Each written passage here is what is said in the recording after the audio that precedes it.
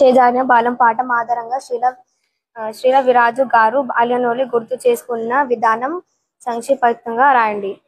రచయిత శీలా వీర్రాజు గారు చిత్రకారుడిగా సాహితీవేత్తగా కావడానికి బాల్యంలో జరిగిన కొన్ని సంఘటనలు పునాది వేశాయి. చిన్నప్పుడు రచయిత గారి ఇంటి వెనక వీధిలో రామ్మూర్తి గారనే ముసలాయన ప్రైవేట్ పాఠశాలను పొందారు. ₹1 ఫీజుతో 20 మంది పిల్లలకు బోధించేవారు.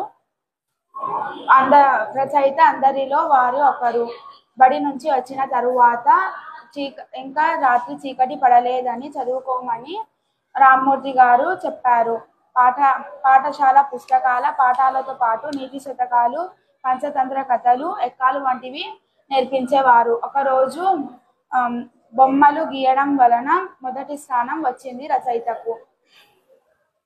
తన తల్లిదండ్రులను బొమ్మలు చూపించాడు. తన తల్లిదండ్రులు